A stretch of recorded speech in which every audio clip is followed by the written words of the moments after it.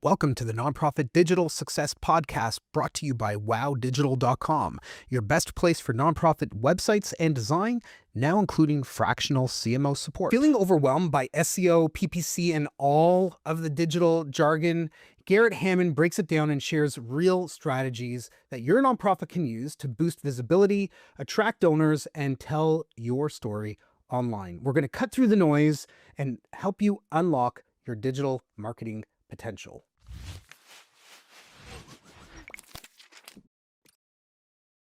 Welcome to the Nonprofit Digital Success Podcast. I'm your host, David, and in this episode, we're going to be talking about using data to drive digital growth, SEO, and storytelling. And I've got Garrett Hammonds here with me. Garrett is a digital marketing strategist and founder of HMM, which is helping businesses grow through smart SEO, PPC, and storytelling strategies. He was also recently recognized with an AMA award for digital marketing excellence. Garrett, thank you so much for joining on the show. Absolutely. I'm happy to be here. Thanks for having me. Yeah. And for everybody listening, Garrett and I had a good, 20-minute conversation while I was driving here in the car. I was late coming back from a client. So we've already had some engagement that wasn't recorded, but we're warmed up. We're ready to go and looking forward to the episode. I didn't envy you your drive. It was a whole process for you. Yeah. Well, all right, let's jump in. And so let's talk about this for a moment. You've worked both inside nonprofits and as a strategist. What are some of the common marketing mistakes or website mistakes that you're seeing nonprofits make? That's a really good question. And I honestly think when we try and break down between nonprofit versus, for-profit corporations, a lot of the same stuff ends up happening, but perhaps in different sequences. And I'll explain here. Nonprofits, I think, are master procrastinators. And it ends up being, whether it's a budget issue or an approval issue or just trying to find the right person in the right seat at an organization to do a thing. Websites end up going long periods of time without having updates to get them up to best practices. Now, nonprofits are very good about updating content. You usually have, whether it's events that are going up on a website or posting about, new program things, or, what have you. But then you look at a site and you're like, this looks like it was made 50 years ago. They're just posting new content. So we end up seeing a lot of structural issues, and this is important when it comes to SEO. SEO for organizations nowadays, it's not just about the quality of the writing. That's certainly important. We have the acronym EEAT that Google gives, so that we can all lead out there. But then we also are getting more and more technical. And the reason for this is, follow the money.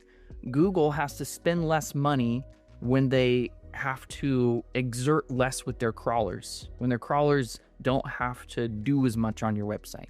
So we're seeing technical areas like schema markup being more and more necessary.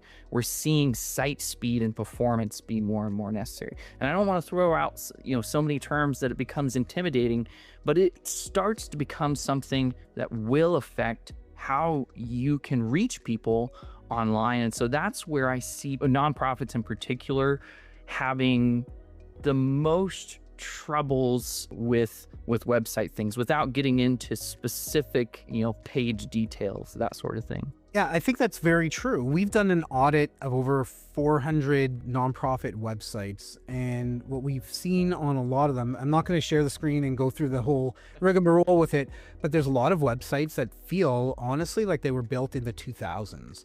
A lot of technology has changed. The way people browse has changed. The way people read has definitely changed. People are not reading, they're just skimming, right? So you want to make sure that your content, to Garrett's point, is consumable, not just by the technology stack, not by Google or OpenAI or Perplexity. Like, their bots are going out there, they're spiders, they're getting your content, they're organizing it in their databases and all of that. But when somebody actually lands on your site, are they able to understand what it is that you do, who you serve, the impact you have?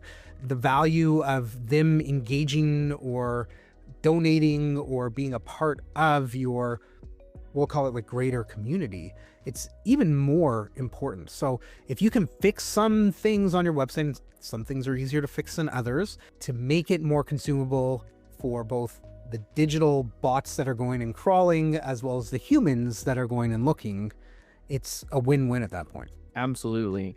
The place that we also run into trouble is how long it takes people to get into actions. So Vimeo, the video platform, just published some research that folks really have this affinity of 4 clicks. I'll preface this saying their research was more specific to like e-commerce shopping type of scenarios.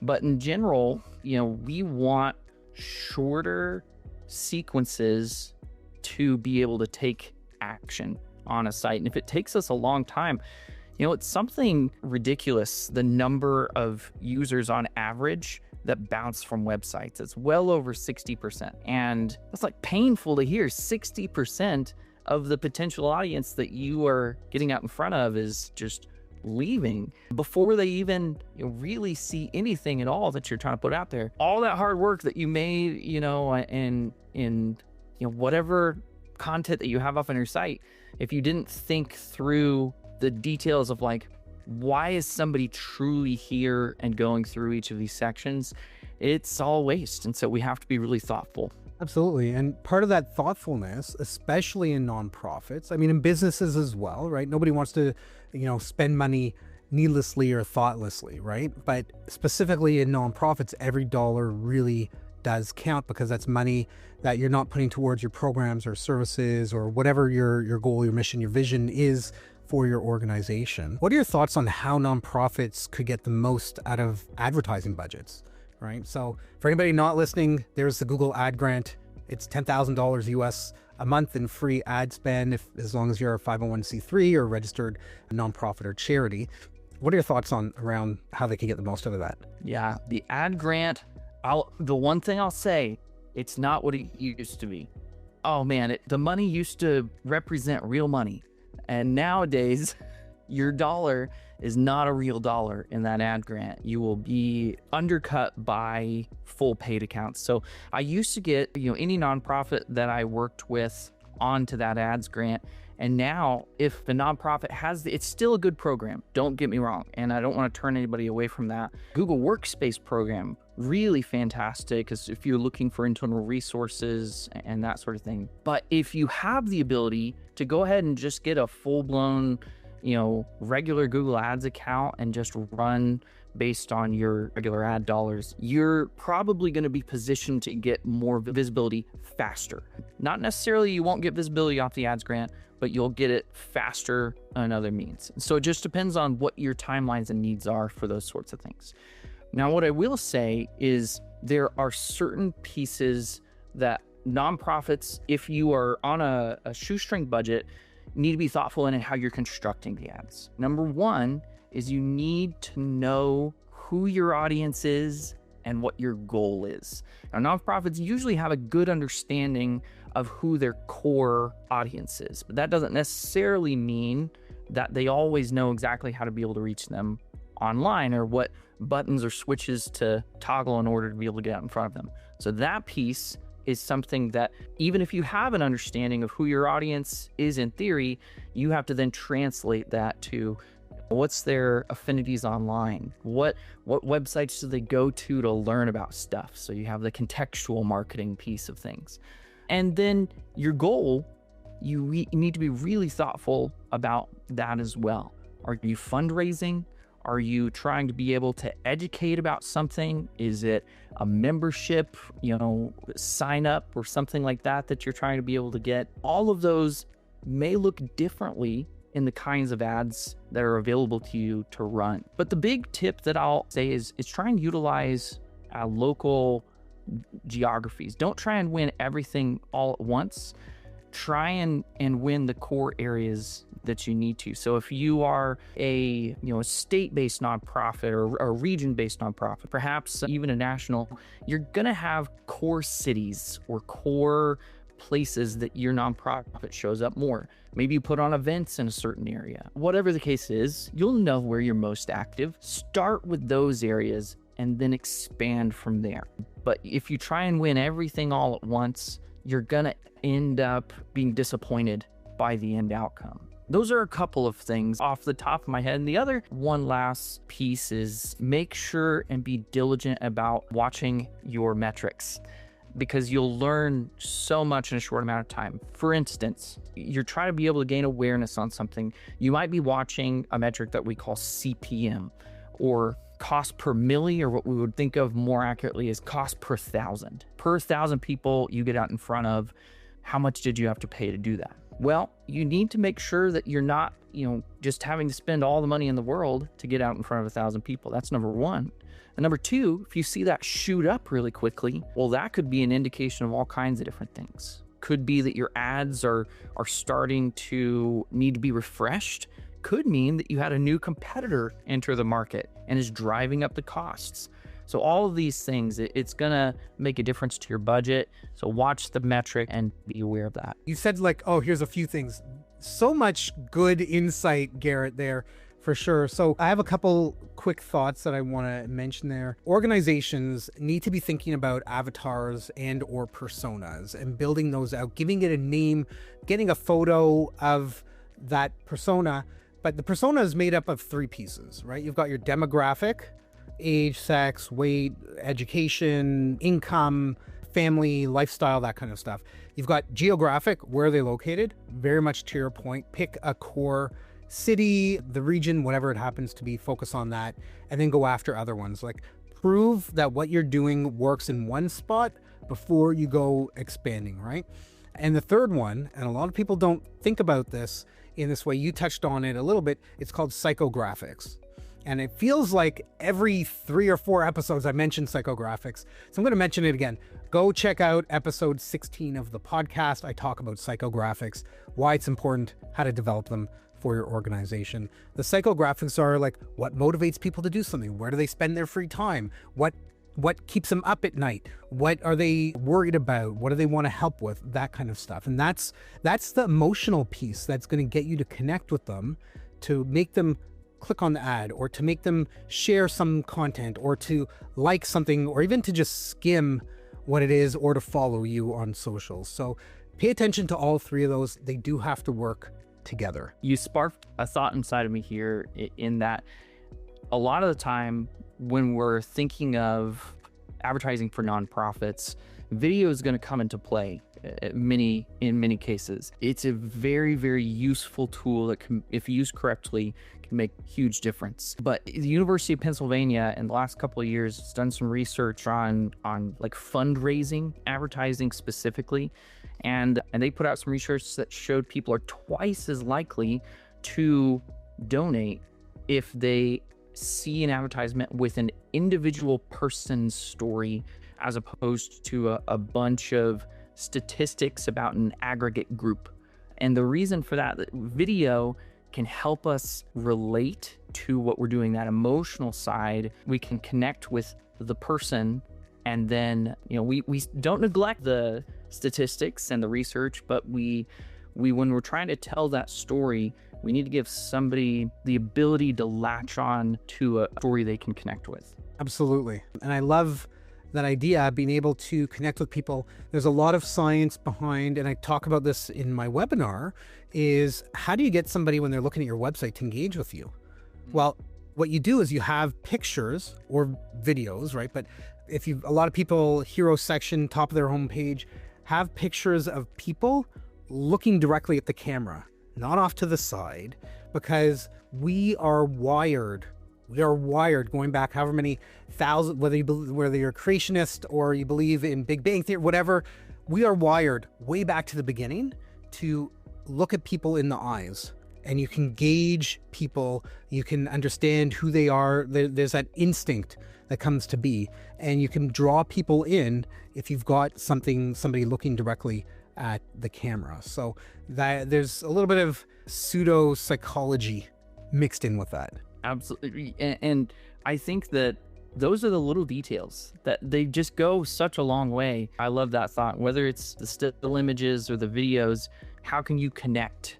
How can you connect with your audience, and your audience, vice versa, connect with you? Okay, so we have some ideas on how we can like connect with people, use storytelling. I talk about that all the time. We've had a number of episodes where guests are talking about leveraging storytelling to help engage and all of that. It's true. If you're not doing it, why are you in a nonprofit? There's a story about something. There's a reason that your organization exists. Make a story about that, right? Come up, tell that through video, through pictures, through articles, through social posts, through whatever. But we need to be thinking about how do we actually drive more traffic and awareness. And ultimately that comes down to SEO. And a lot of people think about that as search engine optimization. I've been talking about it probably for the last year or so about search everywhere optimization. With the advent of AI, definitely, we've been playing with AI for like over 4 years in my agency. But if you're listening to this and you haven't heard of ChatGPT, you need to go back and listen to a bunch of episodes, because we've got all kinds of stuff around AI. But there's ChatGPT, there's Perplexity, there's Gemini. Like, you go to Google, you search for something, chances are your search is going to show a Gemini result at the top there. What we are seeing industry-wide is less traffic going to websites over the last 4 to 5 months. By the time this airs, it'll probably be like 6 months, 7 months, because people are getting the information they need right there in Google search without even having to leave. So there's all kinds of implications. I don't want to talk about like Google losing money for ads and whatever. Like, we're not going to go there, right? There are new, I'm not going to call it a protocol. It's not really regulation, but there's robot text files with websites. There's sitemap XML files with websites. There's a new proposed one, LLMs.txt files, to help get your content into these large language models, LLMs, so like the AIs, those. How do you think, from what you're seeing, organizations could be staying competitive given this like changing landscape of search? Yeah, it's a scary thing for organizations that when we talk about nonprofits, a lot of the time, and you and I, before the podcast, we're talking about the many hats that we wear. Sometimes I call it the many hats mentality. We feel like we have to do all the things, but we end up running into this wall that it's hard to compete against companies, corporations that have such large budgets. Even if you're not a direct competitor, you're a nonprofit, you're competing for attention in a lot of topic areas. And so it's search competition. And it's interesting to me that the LLM text file, some platforms are starting to even incorporate this inside of their, like Webflow is one that we work with. We've worked with clients on the past. They were already trying to incorporate the LLM.txt files into their systems. So it's all going to change.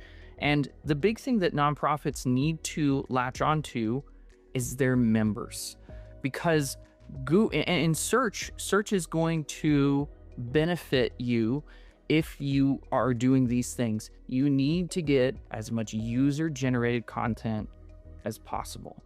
So if you host events, if you have directors on your board who are people of influence within the industry, if you have members who win an award from you, whatever the case is, find ways to be able to give your organization opportunities for your members, for your donators, for whoever you work with, to talk about you online. And Google has been in the works of launching a lot of personalizations inside of search experiences. You'll even see in Google News, we're going to see perspectives now, where you have a news entity that reports on a story, NBC or CNN or Fox or whatever out there. But then right next to it, you will start to see other perspectives on that exact same story. Maybe a social media influencer, maybe it's, some sort of local blogger, but we'll see multiple perspectives on the same story. And so if you can get your organization talked about by your people, then you will be found more online.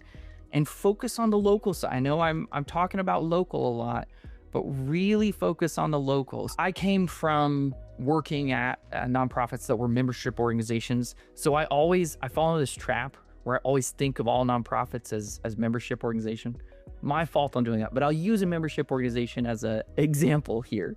A lot of the time with membership organizations, you'll have local chapters. And so what if you gave each of your local chapters guidance on how they could get found in local SEO? Google has NAP as an acronym, NAP, name, address, and phone number. So if you can get all your locations synced up inside of local directories with that, then you raise your authority. If you have your local chapters linking back and giving you backlinks to your national brand, then that's a win for you. There's all kinds of different ways you can do this, but leverage what you have. Don't try and outcompete the big corporations on the things that you can't outcompete them on. You don't have the same budgets, with exception to there's some nonprofits that are very well funded, but in general, focus on what you know you can do, which is work with the people that's, a part of your organization. It's really timely that you're mentioning this in UCG, user generated content, UGC, not UCG.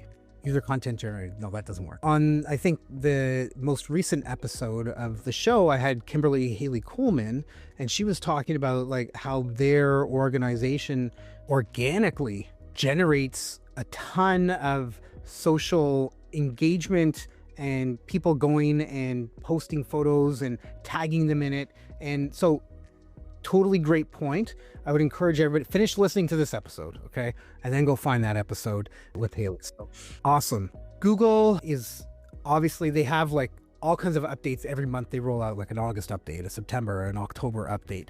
What do you see as kind of the next one or two updates? I know you mentioned NAP. Is there anything else that you're kind of seeing or keeping your finger on the pulse of? Right now, we're at a strange time period where we're shifting away from the way we've traditionally thought about search to really a whole new system. And you've talked about it, AI overviews, the Gemini responses at the top of search, and now we have AI mode.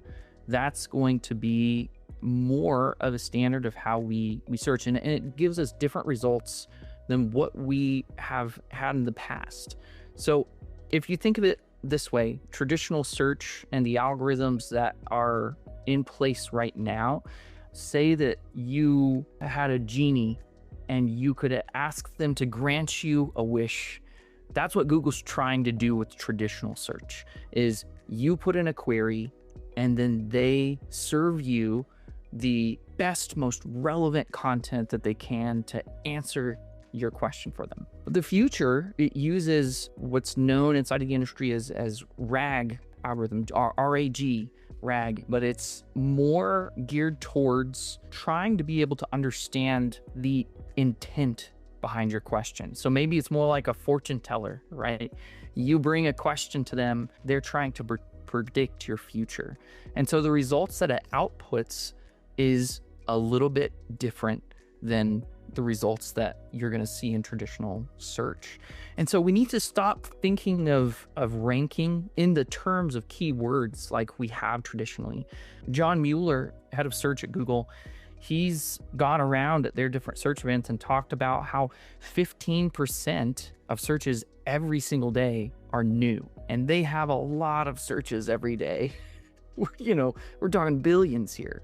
And this is wild to me because we are not searching for things like local bistro or where's somewhere I can buy, the best hot dogs.